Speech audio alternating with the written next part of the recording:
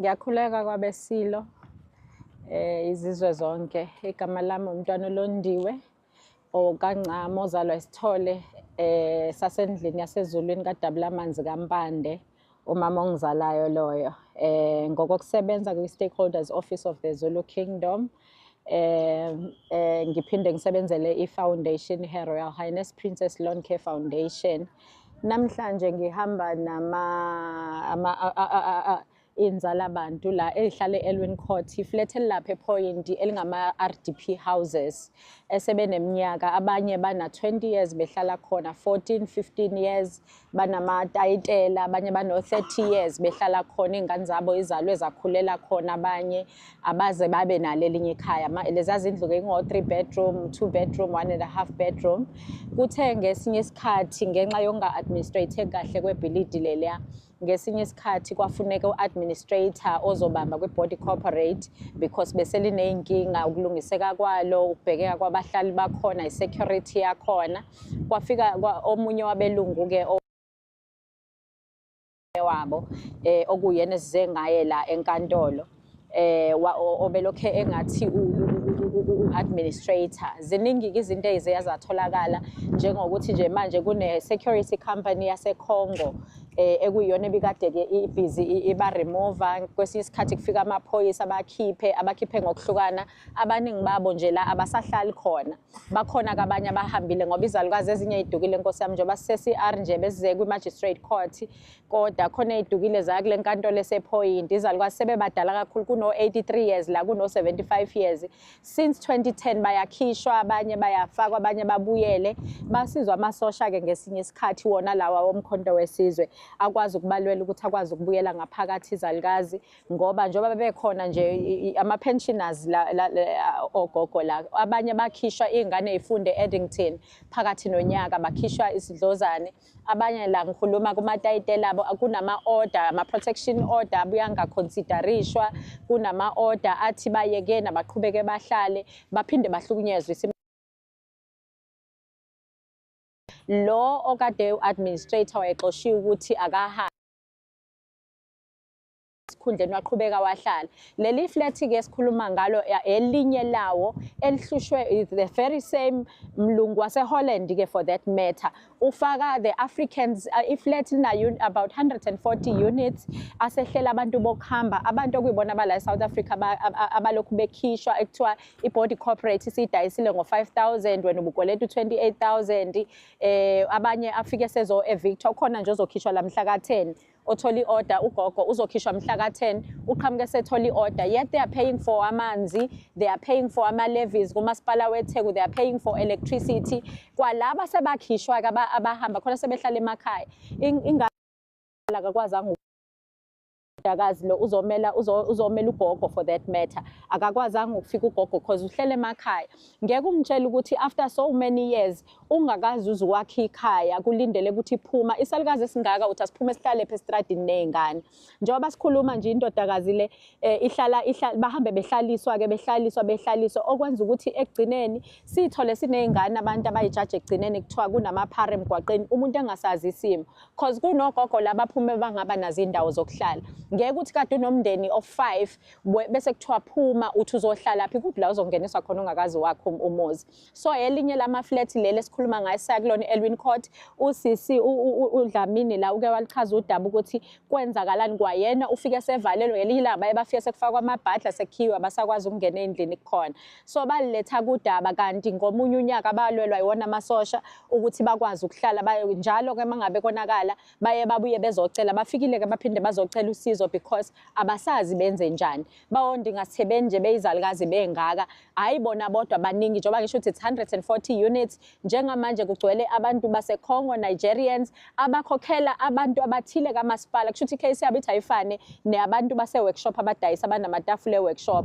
La bona behabala eSouth Africa, over 500 abantu abama-hawkers or informal traders laphaya, esigcine siba-register i-association yokuthi bakwazi ukulweleleka amalungelo abo yabo. It's been 4 years after amasosha akwazi ukuthi akhiphe abantu bokufika lapha e-workshop, but every day imithwalo yabo ifika ithathwe ihlukunyezwe. Abanye labake bakhishwe emafletini bafika impahla zabo zingasekho zokugqoka, ukudla, amaphilisi abo, oma-IDs wabo abakwazi ngisho ukulwiza impilo zabo. Baphinde kulwelwe babuyiselwe, ayisabuyi lezo zinto ekhulunywe ngazo ukuthi ziphi impahla zethu ey'thathwe, impahla mbhede yethu ethathiwe, nani nani. Kuvele kwenziwe wesi ku-evictwa umuntu ongesiyo ngisho wase-South Africa. Akusibo ngisho abase-South Africa, the Congolese iyona security company elaphaya.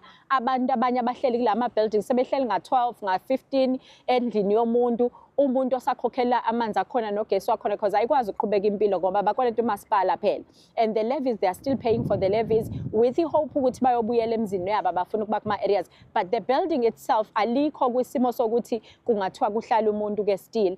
Imantshi ke siphuma kuyona imantshi engicabanga ukuthi ife kakhulu because ithi njengoba nifuna uku-eda kuvela umuntu oyedwa la kubameli enabathumela okuyena olwelwayo. But every time nifika la kuyakuthiwa nizo-edwa edanani phela so that imetha yenu izokwazi ukunikhava nonke njengoba baningi kanjalo. So ihlehlile-ke imetha for umhla ka-25 because ummeli-ke izalukwazi zami lezi zithi ziyamdropha because ummeli kwayena ungathi uhlangene nabangaphesheya because ulokhetha uzokwenza into ethi lathi uzoyenza ngayenzi. Namhlanje uthumele ummeli oyimele we-law firm yakhe ukhuzwayo wathi ucela ukuthi azommela so that imetha izo-ajenwa for any date because ube ne-urgent application. Imnqumelo ogodweni-ke manje yamtshela ukuthi uma ukuthi ukhuluma okungeyikho uzoyisola ngoba sizokulandelela. Akasitshela ukuthi yiphi inkantolo emenzele that urgent application case imethe ethini ukuze bakulandelele baku-check ukuze uma ukuthi uqamba amanga ezoyithola esenkingeni. Waseyalela izalukazi-ke lezo wathi nje nginika i-advice yamahhala ebenginga-charge ngisho 100,000 ngayo ukuthi hambani niye phela niyoyihlela so that uma nibuya nifayile ama-affidavits wenu, uma nibuya sesiyazi ukuthi ungasiphi story sakho usibeke kancane umforwardele ama-voice note uCommando Mkhombane. Ngathi bese kuphuthuma kunamabhunu akuhlukumezile efletini, but wayekhombile last time sidlula lapho wayekhombile ukuthi lapha kunama-flat ebenihlala kuwona, kodwa manje sekune-security company angazi abantu base-DRC ekhona lapha, kodwa-ke angisazi istory bengithi mhlambe yikho engithe kuyena kungcono usichaze wena ukuze size ukuthi kwenzakaleni, udinga usizo lwenze njani, kube kusukaphi.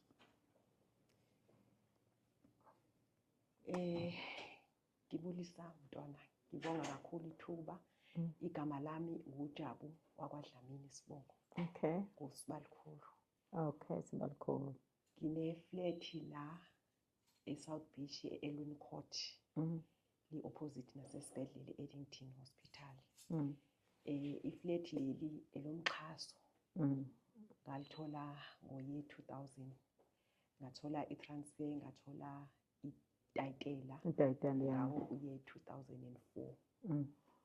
Ngihlale khona for iminyaka, ngihlala ney'ngane zami.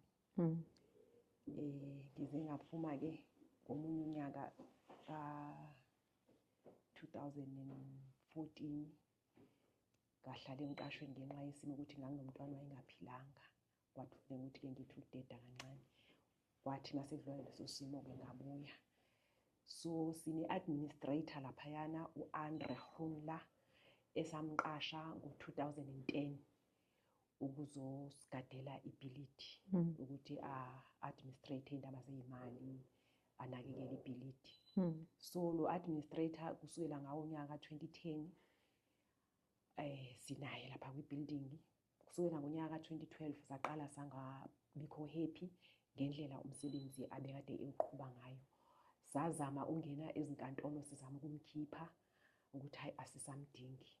So lo wetelekile-ke kusukela ngawo unyaka ka-2012. Siphuma singena ezinkantolo kubameli ngala nangala, abanye sebaze bashona. Kwaqala sabhekana ney'nkinga ukuthi-ke siyakhishwa ezindlini ngamunye. Sifakelwa amasamanisi ey'koloto. Siyaphuma siyangena ezinkantolo sizama ukuyilwa lo ndaba yezikoloto. Ayi sigcina asibi nampumelelo. Abaningi bethu sebakhishwa ezindlini. Ubulungiswa sibona bungekho ngoba uma ufika uzokhishwa endlini akufiki usheriff azokhipha endlini. Kuye kufike ithimba lama-security athile azinhlobo ezahlukahlukene kwiminyaka edlule yahlukahlukene. Bafike abantu sebebanjwa ngesihluzane bakhishwe. Mabekhishwa umuntu endlini, laba balama-South African, indlu yakhe nakanjani ingena igenge yangala ko-Congo, igenge yako-Nigeria. Kangoba khona kwi-building sekugcwele yona igenge le yako-Congo nako-Nigeria.